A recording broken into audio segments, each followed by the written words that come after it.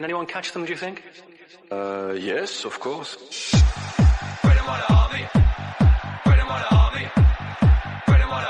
Yeah, unbelievable. We didn't expect that. Ziyech met El Ankouri. Martinez gaat weer schieten, denk ik. Lisandro Martinez. Oh, dat is een hele bekeken goal van de Argentijn. So that goal, whatever we have added in front, is the impression of whom we are going to talk about. So that's Martinez, or am I pronouncing it right, Bob? It's Lisandro Martinez, right? Yes, that's what I think. Maybe the guys might call him differently. What do you guys call him? I have to introduce them first before I can ask them this question, right? So we have, like, from We Talk Ajax. They are amazing. They talk everything about Ajax, and me and Bob, we have started listening. I listened to a couple of things, and Bob listened more. But I'm very happy to welcome both Ravish and Kabir onto the show. Hi, Kabir. Hi, Ravish. Thanks for having us. Hey, thanks for having us. Hi, Vijay. Hi, Bob. Hi, guys. So I'm hijacking this episode of Scouting Report from Bob because I've been sitting out, and Bob has been doing this amazing job, and I cannot let that happen because Bob has already been stealing so much of attention in this channel. So I'm stealing this. In the wrong ways, you mean, Bob? But to start the question, right, Ravish, so regarding how do we pronounce the name? Lisandro Martinez, is it? It's Lisandro Martinez. Okay. Yeah. Okay. And we in Amsterdam we call him Lisha. That's his nickname. And I can be short about Lisha. You won't get him. So we're done. Right, we haven't even started the show. Let's end it now. The episode's done. Everyone, please do whatever you want. Thank you very much. Thank you very much for your time. But it's fun that you want to talk about him. It's fun that you are adoring him. But in Amsterdam, we say no way.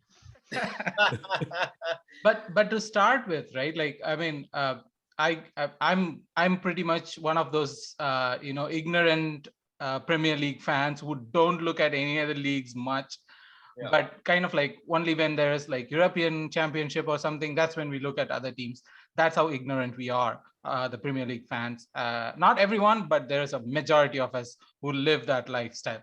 So I have no idea who this guy is until there's like some links that's happening, and then like people started putting in compilation videos, and all I could see is he has great passing range, he has all these things, and I looked up some stats. But if I were to ask you who this guy is as a player, what is his strengths, what is his like which is, I thought he was a left-footed, right? So if you were to give me a player profile of Lisha, what would that be? Who wants to go? Kabir, you or me? I don't mind starting off. Yeah, I mean, I think look, left-footed player who is technically very astute, obviously fits into the classic mold of an Ajax defender. Very good with the ball at his feet, is very good and adept at building out the play from the back. He's got shades of Daley Blind about him, and by that I don't mean like he is a Daley Blind kind of player, but I mean he's very good with his left foot. He's adept at breaking down the lines with the pass. He's adept at hitting a very good cross ball. But funnily enough, actually, even though he's not the tallest guy around, he actually wins a very high percentage of his aerial battles as well.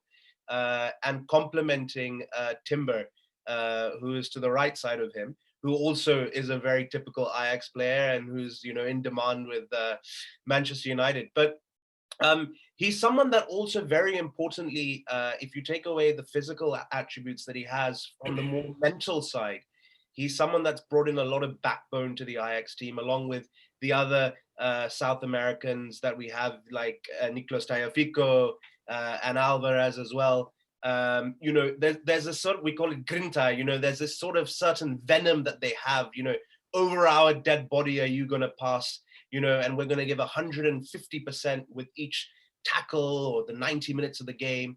So there's also that aspect as well. He'll provide a lot of backbone to whichever team he moves to. And I know that that's something that Arsenal have been missing in their team for the Forever. past few years. Well, yeah, probably since that invincible group, really. Yeah.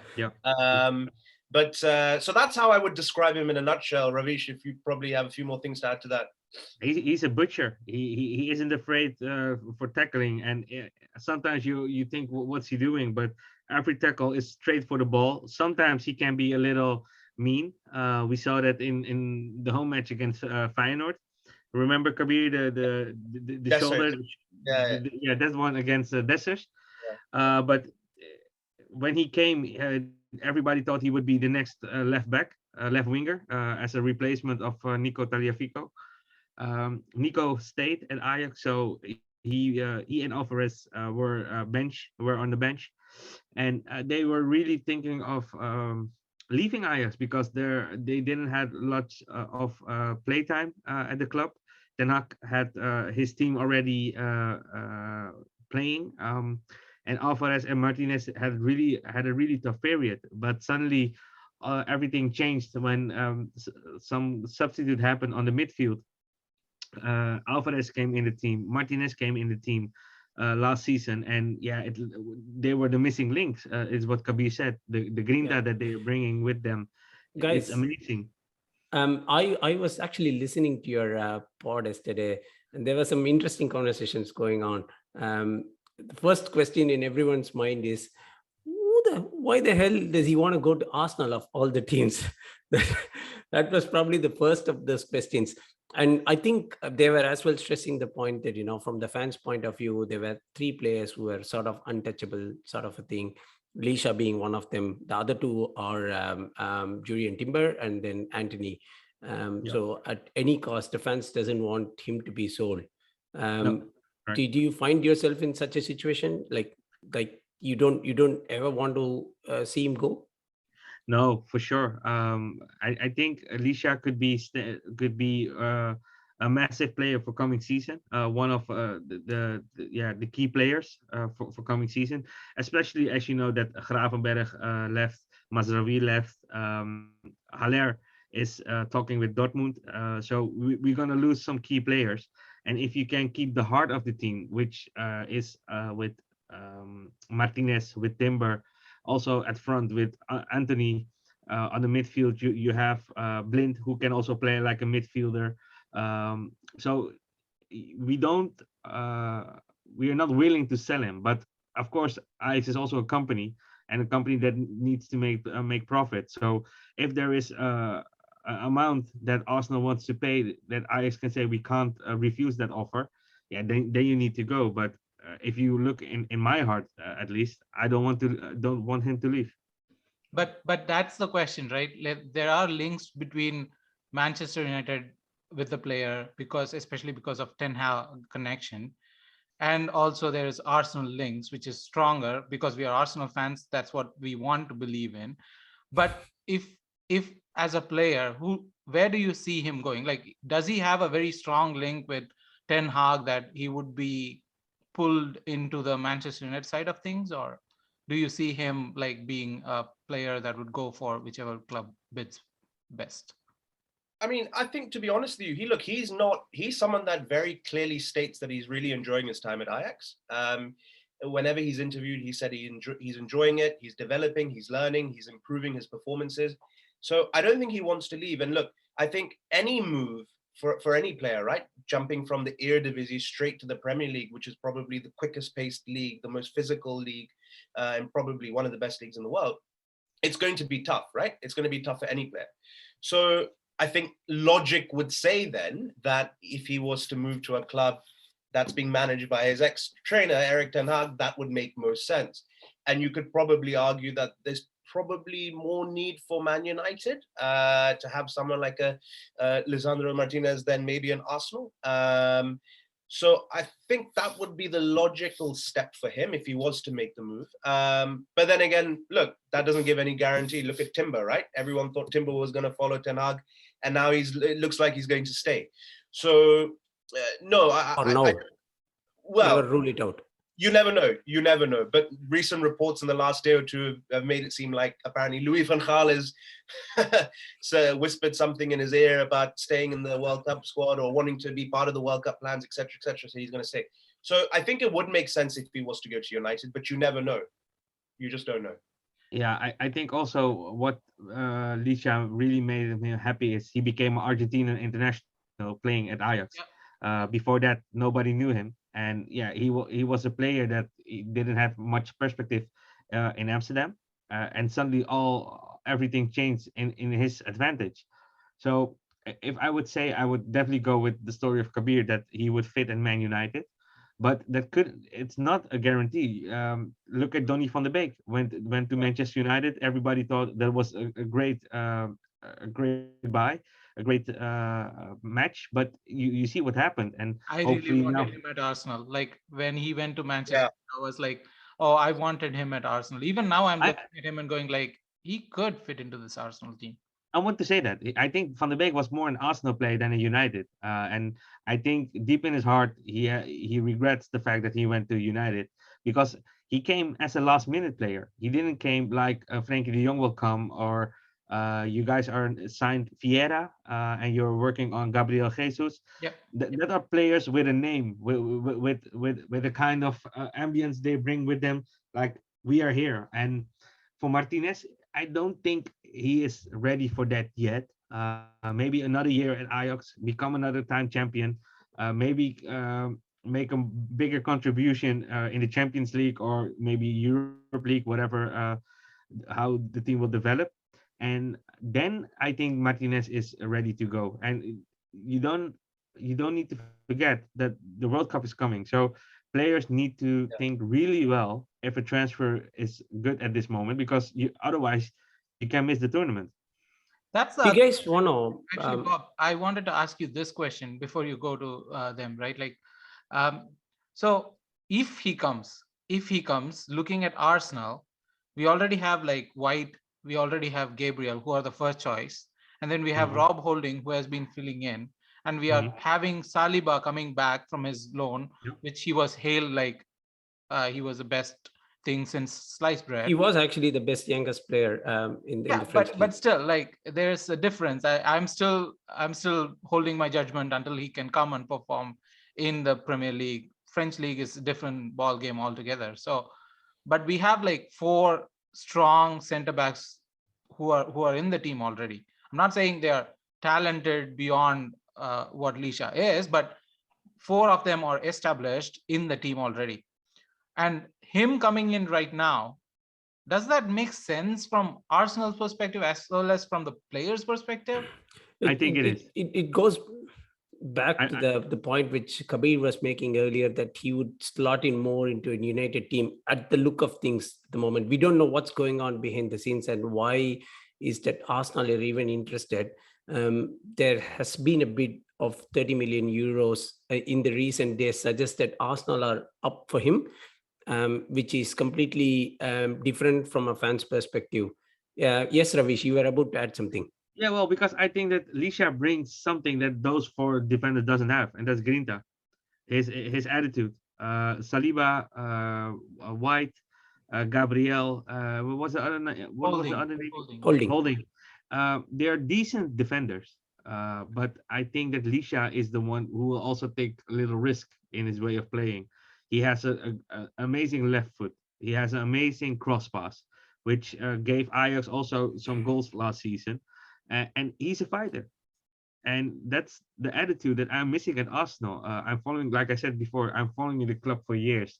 My little brother is a big fan. And I always watch the results of Arsenal. And when they're playing, I'm always looking. And most of the time, their mentality is poor. They don't have the fighting spirit that sometimes is needed. The same that has Manchester United last season. I saw them playing against, I thought it was Brighton, where they was blown away, I think 4 or 5-0. Yep. And then you see how poor the attitude was. And you can say whatever you want from Lisha. Also, Ajax played some terrible matches last season. It was also such difficulty that we might have lost the championship. But Lisha was always one of them who goes up front in the battle, and I think that that's the thing that he could add to Arsenal. Kabir, on that. So actually, the question that I wanted to ask you guys, because when he signed in from Defensa, he was more a defensive midfielder, right? I think the first season that he played as a defensive midfielder, and that was possibly one of the reasons I was actually thinking the motive behind the Arsenal move. He did play decently well if I look back at the season, and then he did score I think 3 goals for a defensive midfielder. It was a good return, I would say. So what was the transition from that to a centre back, and then what was he more comfortable in as he grew into Ajax? Well, I think, in terms of just the way that Ajax sort of played their football, it just, felt that at that point in time, the transition from him playing as a centre back made more sense, right? As I said, he's someone that's very comfortable with building out from the back, and that's a very crucial aspect to how we play our game. And I think, with the emergence of someone like Alvarez as well coming into midfield. So Alvarez is someone who probably was with the idea of coming in and sort of replacing Matthijs de Ligt in centre back, and then it realized that actually he wasn't good enough or quick enough to quite play in that position. So they put him in as a defensive midfielder. Erik ten Hag found a spot for him as a defensive midfielder, and actually his role was very simple.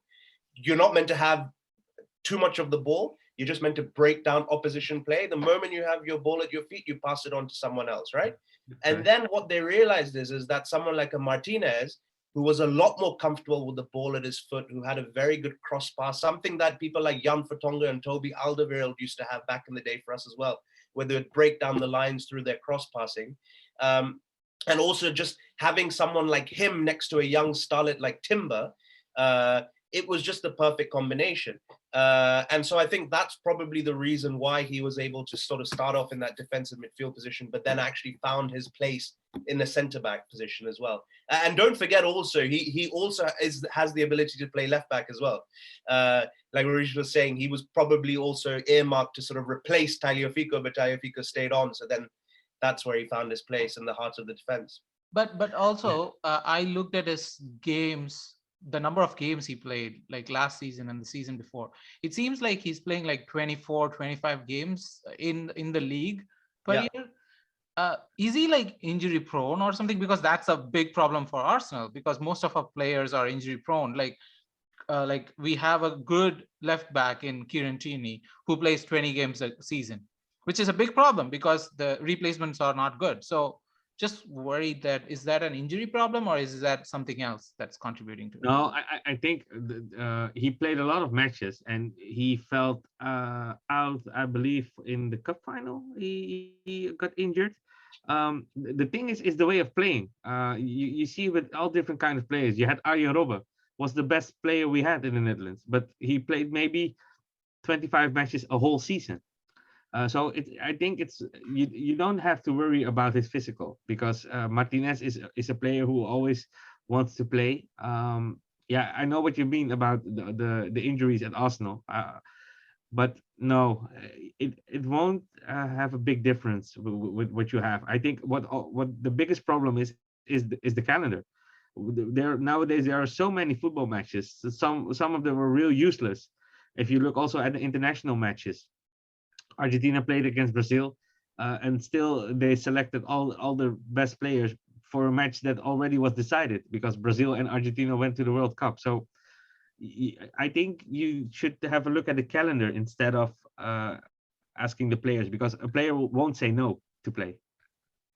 Okay, that makes sense.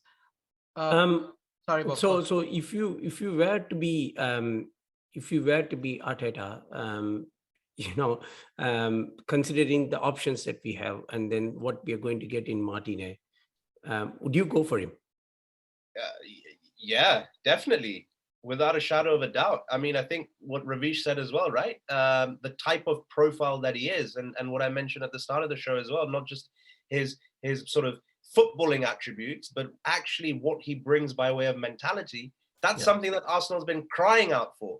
You know, but Kabir, sorry to cut you off right there. Yeah. But like I'm looking at the stats, okay? I'm looking at like the stats for all the defenders that we have been talking about, and seems like Martinez is out there like in the tackles. He's just 2 tackles per game, which is a lot higher than any of our current defenders we have. Like we have White at 1.4 and Gabriel at 1.4. That's like he just blows them away in the tackles column. But that's also the other side of it that worries me, is that Arsenal has 2 problems. Although all my co-hosts or co-podcasters don't believe me on this, but we do have a problem with refereeing. Arsenal are always on the wrong side of the refereeing when the tackles are being made. That we get so much cards, we get so much fouls.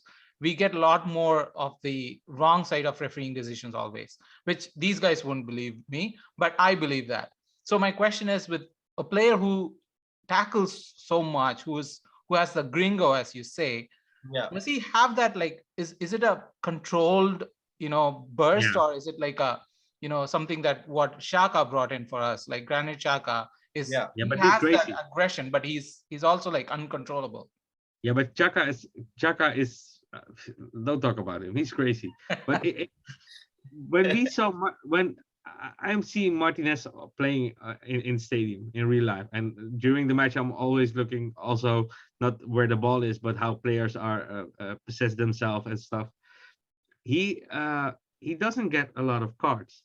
I can't remember seeing Lisha getting a red card, but his way of tackling and way of playing football, sometimes everybody keeps their heart out. What's he doing?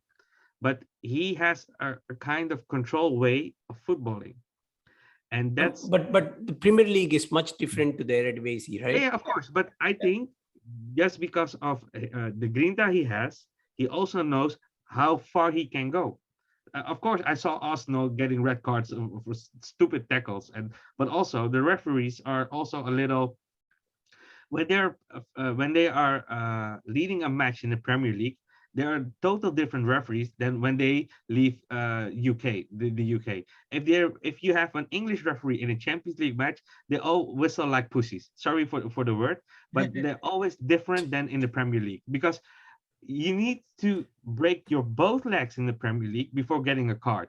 If you play in the Champions League, and we saw it at Ajax when we have an English referee, a little push, yellow card. Like they are totally different persons. So I think he would fit definitely, and also his way of playing would give a big contribution to Arsenal.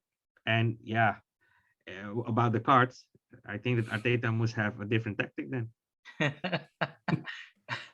So I think that's fair enough. I think that's fair. It's super. I mean, if we were talking about Nicolas Tagliafico, I'm sure we'd give you a very different answer, because he has a tendency to get some pretty dodgy tackles in, and carded at the wrong time. And but Martinez doesn't have that. He just doesn't have that. That's good to know. That's very good to know. But if I have to ask you guys about, like, okay, I know you guys don't want to sell him, but also Arsenal has put in a bid for 30 million, which Ajax has declined. So the fans call it a joke. Yeah, well, it is. I mean, it's at the end of the day. Look, we're Ajax fans. We know, like Ravish was saying, we're a profitable company, even though we're a football club, but we're used to selling our players year in, year out, right? It's just something that's part of the territory, but at the right price, right? 30 what's million. The right price? That's the question it was leading to. Yeah, there is no price. What is the right price? Yeah, I mean, no price. No, everyone has their price. Everyone has their price. I mean, I think if you take everything into consideration, what we've just discussed about him as a person, I would not settle for anything less than 45 million euros, not in this market. And also just because of the fact that, if I'm not mistaken, his contract still runs for a few years. So we're not in a position. We're probably going to sell Haller, we've sold Gravenberg, and the like. So there's enough money that's come in. We don't need to. But Vijay, I thought that Arsenal didn't have money for transfers. Not when we are dealing with you guys. Yeah. No, I think 30 million, if we manage to get him, I don't think there would be a possibility, but if we manage to get him for 30 million euros, it would be a steal. It would be a daylight robbery. Seriously. Daylight, honestly. But I Yeah, don't for think sure. it's going to end up in 30 because obviously the reports say that it's rubbish off. So I think we are going to go for the second bid at least, and I'm hoping that it's going to be like, I think it's going to be like a long drawn saga at this point, but for me, only for him to be snapped up by someone else. no, that's the only thing that I don't want to happen. No, we don't What want to. is- Of course, we don't want to. Yeah. I think that Ajax would consider an offer around 40-45 million. It has to start that- before. Yeah, it has to start with a 4 because otherwise Ajax would say, like this morning in the daily paper, they also mentioned that only if the offer is that high, that they can't refuse it, even though that the board will say, hey guys, I know you guys love Lisha, but this is an offer we can't refuse. But otherwise they don't want to sell him because they want to give Schreuder also a good squad to compete again for coming season. Guys, So that's why they are only considering offers on Haller. So that offer came. Alvarez is the second player that Ajax told his management that, okay, there is a good offer for Alvarez, we will let him go. But for other players, yeah, it has to be that high that even we will put a strict on it and say adios. What's his weekly wages like? What's he on currently at the moment, if you guys know? Oh, Come that's a again? good question. Would you know? I mean, that kind of information is not too readily available. I mean, I personally don't know. Ravish, do you know what he's on? I've never really seen it being reported in the media. No. What do you mean again? In terms of weekly wages? how much his salary is. Oh, cool. No, that's something that they don't publish here in the They don't Netherlands. publish here. It's not like England. You know, like in England, it's like he's on 125,000 a week or he's on 90,000 a week. They don't have that really in Actually, many of them have got names starting with that. Oh, he's the 125 million pound a week striker. Exactly. Sort of a thing. So only- that's how we That's associate that's the more guy. a Premier League thing, you know? Okay. Ajax is only publishing the amount of the transfer because they have to. We are how do you say it in the beurs? We are at the Listed on we're listed Stock on the listed. stock. Yeah, got it. We're Yeah, stock listed. got it. So that's the only amount that they are talking about. But what he weekly earns, I don't know. But put it this way, it's not going to be a problem for a Premier League club. No, for sure. No, not for Arsenal. No. Yeah. Final question, guys. I wanted to really touch upon this. You know, we spoke about players potentially going to leaving and all those sort of things.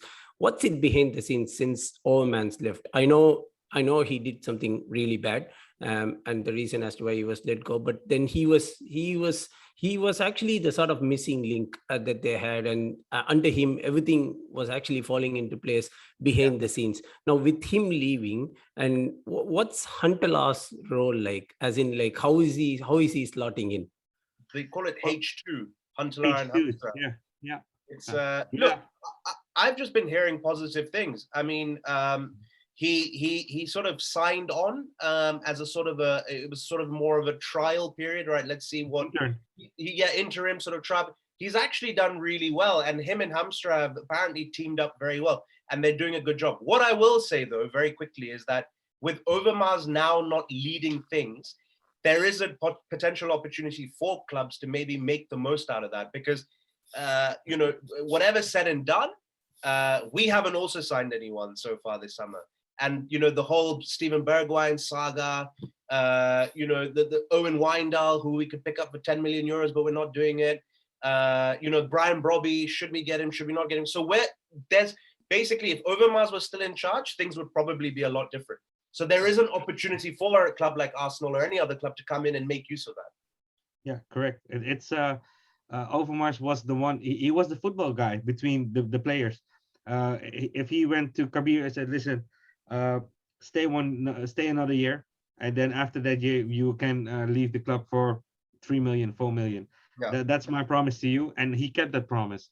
Yeah. He could be the one who went to Feyenoord and said to Feyenoord, "We know you have Slot. How much do you want? 8 million. Here's the 8 million. We take Slot with us." Yeah. That's Overmars.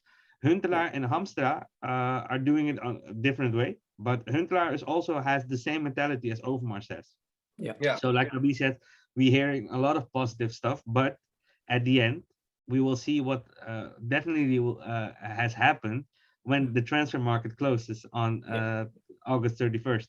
Then we could say if Overmars and Hamstra, then Huntelaar and Hamstra had a good contribution to the squad, yes or no.